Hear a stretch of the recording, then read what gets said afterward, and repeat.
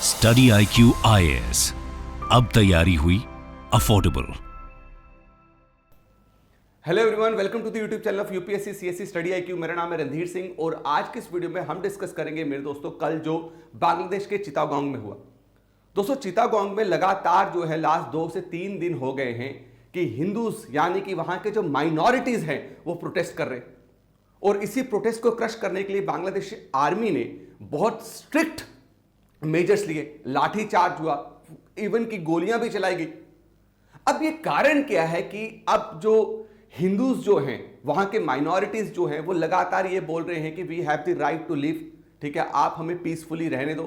और लास्ट 4-5 महीने से जब से शेख हसीना जो है उन्होंने प्राइम मिनिस्टरशिप से रिजाइन करके वो वहां से अपनी जान बचा के दिल्ली में बैठी हुई है जहां पे इंडिया उन्हें प्रोटेक्शन प्रोवाइड कर रहा है, उसके बाद बांग्लादेश में मोहम्मद यूनिस जो है वो इंटरिम गवर्नमेंट बनाते हैं और उसके लीडरशिप में, मोहम्मद यूनिस के लीडरशिप में 5 से 6 अभी तक ऐसे इंसिडेंट्स हो चुके हैं जिसमें स्पेसिफिकली माइनॉरिटीज में हिंदूज को टारगेट किया गया। मेरे दोस्तों इसका बहुत बड़ा कारण है और ये जो कल चिटागोंग में जो इंसिडेंट हुआ तो उसी को लेके मेरे दोस्तों आपके मिनिस्ट्री ऑफ एक्सटर्नल अफेयर्स ने एक स्टेटमेंट जारी की और इन्होंने बोला बांग्लादेशी गवर्नमेंट को कि प्लीज स्टॉप दिस। आप क्यों इंश्योर कीजिए कि वहां पे जो माइनॉरिटीज हैं, है ना, वहां पे माइनॉरिटी स्पेसिफिकली जो हिंदूज हैं जिनको टारगेट किया जा रहा है उनकी सेफ्टी इंश्योर कीजिए। अब क्या कारण है कि हिंदूज को टारगेट किया जा रहा है, ये बहुत समझने वाली बात है, राइट, है ना। इसके पीछे आप सिर्फ एक टेंपल इंसिडेंट मत लो, इसके पीछे बहुत बड़े रीजन है। अगर आप बांग्लादेश की टोटल पॉपुलेशन देखोगे तो वो है 170 मिलियन। उस 170 मिलियन में से आपके 8% पॉपुलेशन किसकी है? आपकी हिंदूज की। मतलब कि आपका 13.6 मिलियन हिंदू जो है बांग्लादेश में रह रहे। और अगर आप देखोगे लगातार शेख हसीना के निकलने के बाद इनको टारगेट किया गया। क्यों? क्योंकि ये हिंदू शुरू से अवामी लीग को सपोर्ट करते आए। शुरू से इनका सपोर्ट हमेशा किसको रहा है? शेख हसीना को, क्योंकि शेख हसीना इंडिया के साथ बहुत बेहतरीन रिलेशन है। अगर बांग्लादेश स्टेबल हुआ था शेख हसीना के प्राइम मिनिस्टर बनने के बाद, बांग्लादेश स्टेबल हुआ है, उससे पहले देखो कितनी बुरी हालत थी।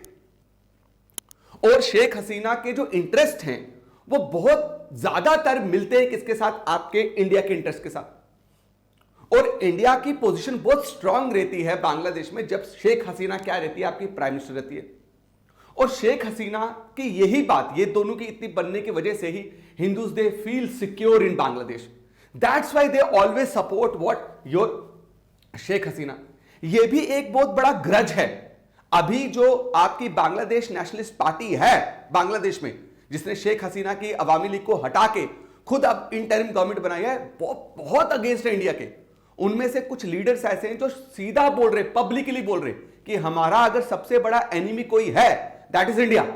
India is our big enemy. ये भूल गए हैं कि इनको जब वेस्ट पाकिस्तान इनको निचोड़ रहा था, जब वेस्ट पाकिस्तान इनकी बहू बेटियों को का शोषण कर रहा था, जब इनोसेंट्स को मारा जाता था, सब तब सिर्फ इंडिया था जो इनके रेस्क्यू में आया था। आज भी हमारे नॉर्थ ईस्टर्न स्टेट्स में जितनी भी प्रॉब्लम्स है, किसकी वजह से प्रॉब्लम्स है? ये जो बांग्लादेशी वहां से माइग्रेट होकर यहां पे इलीगली रह रहे, फिर भी हमें उन्हें पनाह दी। और आज ये दिन आ गया है कि बांग्लादेश के कुछ फिगर, हर कोई नहीं मेरे दोस्तों, कुछ लीडर जो हैं वो इतने भद्दे इल्जाम लगा रहे हैं कि that India is our big enemy.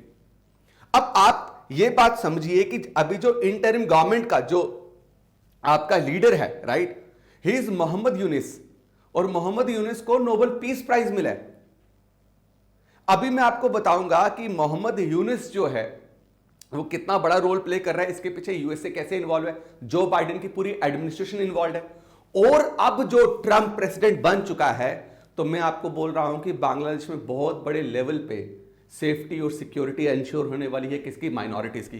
कैसे? यह भी मैं बताऊंगा। कैसे ट्रंप जो है इसके अगेंस्ट जाने वाला है और क्या क्या पॉलिसी अपनाने वाला है, यह भी हम जानेंगे इस वीडियो में। मेरे दोस्तों सबसे पहले हम इंसिडेंट बताते हैं जो रिसेंट हुआ, राइट। ये जो प्रोटेस्ट आप देख रहे हो कि हिंदूज को भी राइट है जीने का, राइट, सेव बांग्लादेशी हिंदूज। हुआ क्या? एक लड़का है, उसका नाम है ओस्मान, राइट। ओस्मान लड़का क्या करता है? फेसबुक में पोस्ट शेयर करता है और पोस्ट शेयर करके बोलता है कि ISKCON, what is ISKCON? ISKCON मेरे दोस्तों एक टेंपल है, right. International society of Krishna consciousness temple. ये टेम्पल दुनिया भर में, इंडिया में भी ये टेम्पल मिलते। इस टेम्पल को ओस्मान ने बोला कि ये क्या है मेरे दोस्तों, इसके जो भी मेंबर्स हैं वो ऑर्गेनाइजेशन मिलिटेंट ऑर्गेनाइजेशन है और इनको यहां से बंद करना चाहिए, बैन करना चाहिए। अब जब ओस्मान का ये फेसबुक का पोस्ट बहुत वायरल हुआ तो चिटागोंग में जो हिंदूज थे, right, they went to his place. उन्होंने इसको भाई साहब बोला कि तू माफी मांग, रिटन लेटर में लिख, माफी मांग के हमें क्या बता, यहां पे डिक्लेयर करके मैंने गलती से बोला है, ठीक है, और मैं माफी मांगता हूं तो हम तुझे छोड़ देंगे। अब जब ये प्रोटेस्ट स्टार्ट हुआ तो बांग्लादेशी आर्मी ही उन प्रोटेस्टर्स के पीछे पड़ गई।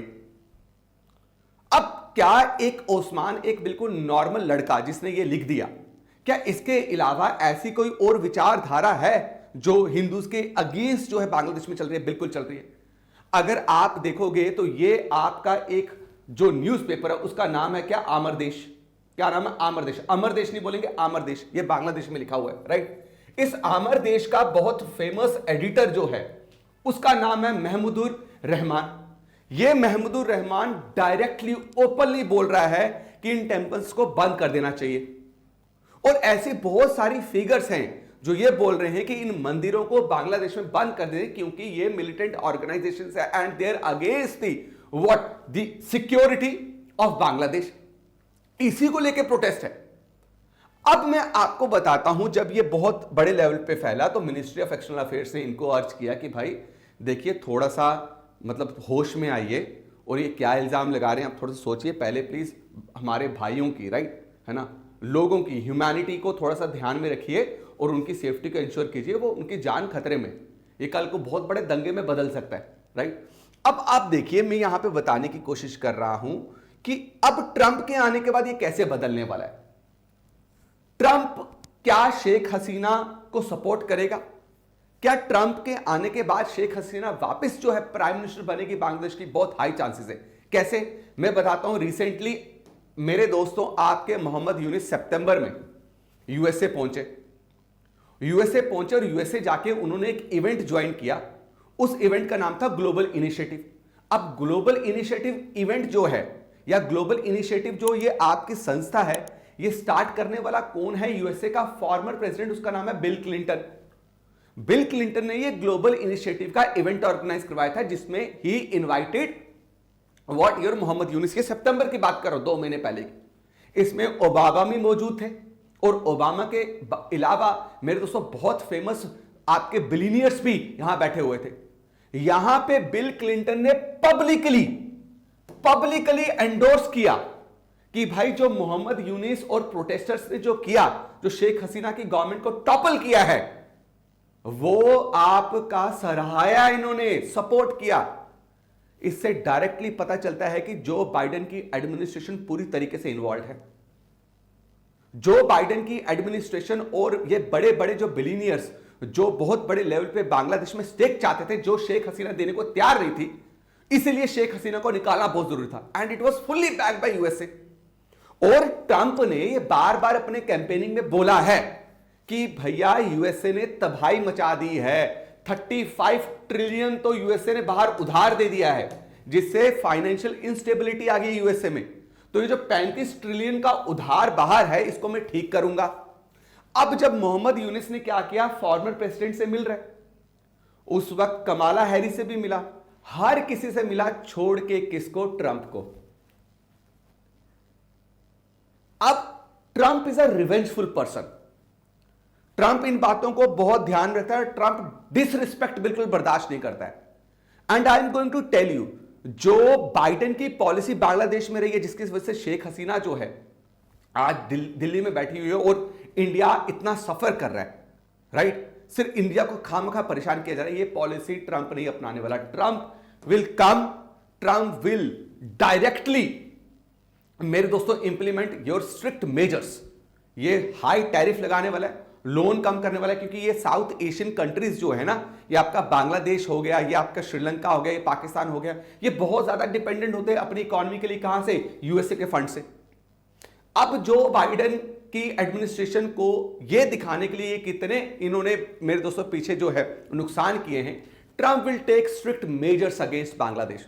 और अगर आपको पता हो 31 अक्टूबर का अगर आप स्टेटमेंट देखेंगे, ट्वीट देखेंगे, उसमें यह बोला गया है कि ट्रंप की एडमिनिस्ट्रेशन के टाइम पे जो हिंदूज के साथ अत्याचार हुए, जो हिंदूज को डिफेम किया गया, चाहे वो कनाडा की बात हो, चाहे अमेरिका की बात हो, और बांग्लादेश में भी जो माइनॉरिटीज के साथ हो रहा है, ट्रंप ने इसको क्रिटिसाइज किया है। And Trump is going to take an action against Bangladeshi government. Mohammad Yunus, और बहुत हाई चांसेस हैं कि भाई साहब क्या कर देंगे, क्या लिखा हुआ है, I will not continue Biden's policy in Bangladesh. और ये दिखाने के लिए लोगों को कि भाई मैं आइसोलेशनिस्ट पॉलिसी पे बिलीव करता हूं, मैं इंटरव्यू नहीं करने वाला हूं, तो यूएसए अपना इंटरवेंशन बांग्लादेश से हटाएगा, जिससे हाई चांसेस हैं कि शेख हसीना जो है वापस प्राइम मिनिस्टरशिप में आए। और India will try his best कि पूरी तरीके से क्या कर पाए, बाइडेन ये ट्रंप सपोर्ट करे कि शेख हसीना क्या बन जाए, आपके प्राइम मिनिस्टर बन जाए, ताकि इंडिया के इंटरेस्ट जो हैं वो हमेशा इंटैक्ट रहे। तो मेरे दोस्तों, this was all about today's newspaper and we pray, हमें प्रे करना चाहिए कि किसी भी मासूम की जान नहीं जानी चाहिए। हमारे भाई, ये बांग्लादेश भी इंडिया ही था, ठीक है, एक टाइम पे, तो वहां पे जो माइनॉरिटीज के साथ हो रहा है ये नहीं होना चाहिए। लेट्स प्रे कि ये चीजें जो हैं जल्दी से नॉर्मलाइज हो जाएं और वो अपनी नॉर्मल लाइफ को वापस क्या कहते हैं जी पाए। राइट नाउ चिटागोंग में इंसिडेंट हुआ, तो चिटागोंग को लेके एक हिस्टोरिकल क्वेश्चन है मेरे दोस्तों। राइट तो आपको बताना है, चिटागोंग आर्मी रेड हुई थी जब क्या कहते हैं बांग्लादेश जो है आपका, ये पूरा इंडिया जो है कॉलोनाइज था।